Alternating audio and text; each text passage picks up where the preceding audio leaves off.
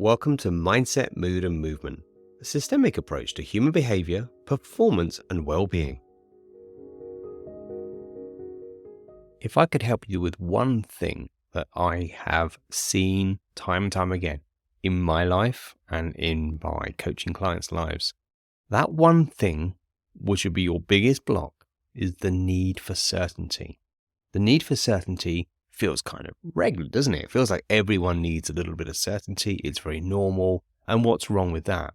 But if we uncover that need a little bit more, you're going to find some fascinating things. And in this episode, I want to share with you more about that need for certainty, what it is, why we have it, why it becomes or can become a problem, and what to do about it.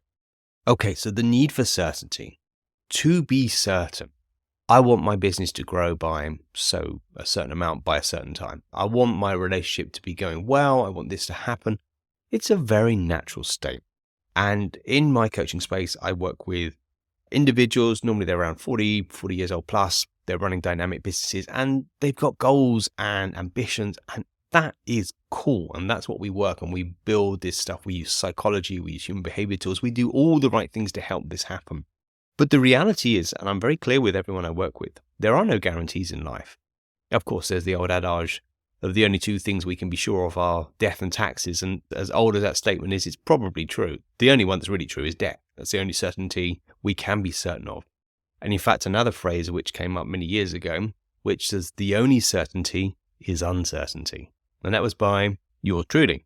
So certainty, why do we want it? Why do we want to achieve that goal, whether it's financial, professional, personal, health? We want to feel a certain way. So when we go under the layers, again, I'm not going to say that wanting goals is wrong. It's all good. And we work with this all the time. But the certainty can be a block, and it's a surreptitious one. So let's take an example. I was working with a client and she was developing her practice that she had in her business, a consultancy practice. And I was brought in to really help her up level in her mindset as a founder. And the founder was going from a sort of self-owned to multiple staff, and the business was scaling. And my brief was, help me do that transition, help me with the psychological tools, overcome the fears and the blocks. Yeah, absolutely. That's exactly what I do. I love it. But what was really prevalent with this person was she was really craving certainty. And it comes out, and it shows certainly to someone like me who works with this a lot, it comes out in this need. There's a real need. There's something quite strong about it. Like, I need this to happen. Not just a want or a desire, but a need. And the other tell is that when things don't go your way, whatever that way is, that there's a very strong reaction to it. Like it's really particularly, maybe it's more than perhaps appropriate. And there's a big tell that that person's need for certainty isn't just, it's nice to achieve my goal. It's, I need this to happen. So what happens with this pattern, and you might be resonating with this, and I've been here too. So it's very normal. But what we're actually seeking, we're seeking an emotional feeling, which is coupled to a belief, which is coupled to our past data experience. A quick lowdown on how our brain, body, nervous system, whole process works. When we are young, we are in a very absorptive learning stage, particularly from the years 0 to 7. That's what we've seen from human development. Years 0 to 7, our brainwaves are often suggested to be in alpha and theta waves, which are trance-like waves. They're the waves you might be in hypnotherapy or in a trance, and we're very absorptive.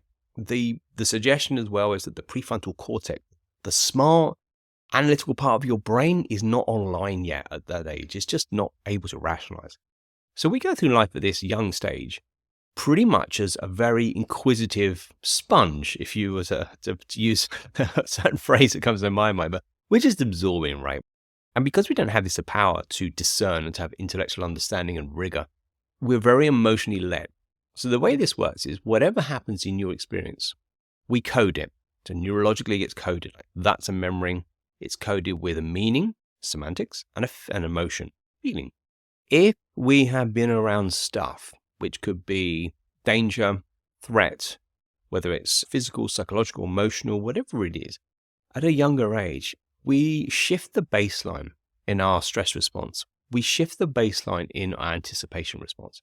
And then what we're finding in our more modern understanding of how humans function is that our mind-body system is much more predictive than we know. It's really predicting what it's seeing. So it's pretty much predicting if I see, let's say, a failure, if I see something that says I haven't got that certain outcome I want, that means, and it has a feeling that is, and if that means I'm not safe, I'm not worthy, I'm not good enough, I'm not loved, whatever that very deep layer meaning, and most of us don't even know it because it's in the subconscious strata, but you will know the feeling because it'll be very visceral, very body, and it won't be nice. It'll be a strong feeling, and that's the marker. That's the one I'm looking for when I'm working. That's the marker. It tells me there's something deeper at play here. Certainty, the need for certainty. We are hardwired as humans to seek safety. Our brain, nervous system, a whole amazing system that it is always looking for threat detection. That's what it does, threat detection. In the modern world, most threats are psychological or emotional. You might not win a contract, you may lose money, you may lose face, whatever that is. And it still triggers the same pathways in us that make us feel like we want to run, want to fight, or worse, shut down. So the need for certainty is often this very human, let's say, ego-led need to control events outside of ourselves. But that's not the end point, and this is why I find it super interesting to get into this topic. It's not just about controlling the events outside of ourselves. It's because we want to do that for a feeling/reason. And if you understand what that feeling/reason is, then you start to see the cycle and the circle that you're on. Back to my client with her consultancy. Her need for certainty was actually keeping her very small. She wasn't scaling in a way that she needed to. She wasn't investing like she needed to. And she simply wasn't taking the actions because her subconscious or non-conscious mind, the bit that we can't see, was really driving the show. And her fear was prevalent and present and driving her behavior. And this is why behavior change on its own doesn't really stick. You've got to get onto the subtext, the meaning and the emotion. You get that.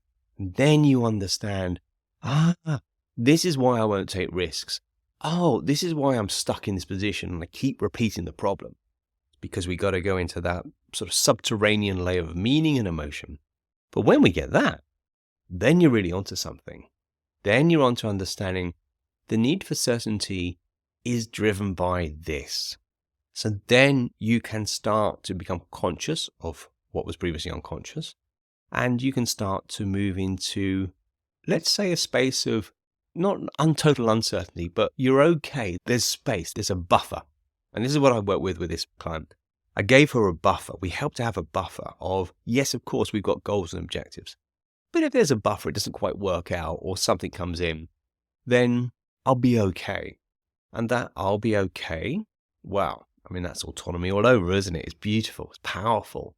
The need to control, the need for certainty actually makes us very weak. We're very at the forces of the market, clients, the weather, pandemics, whatever is coming on that we don't even know and we cannot even see.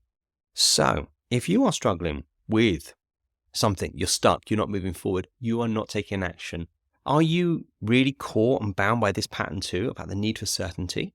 If so, then I invite you to take a deeper look inwards.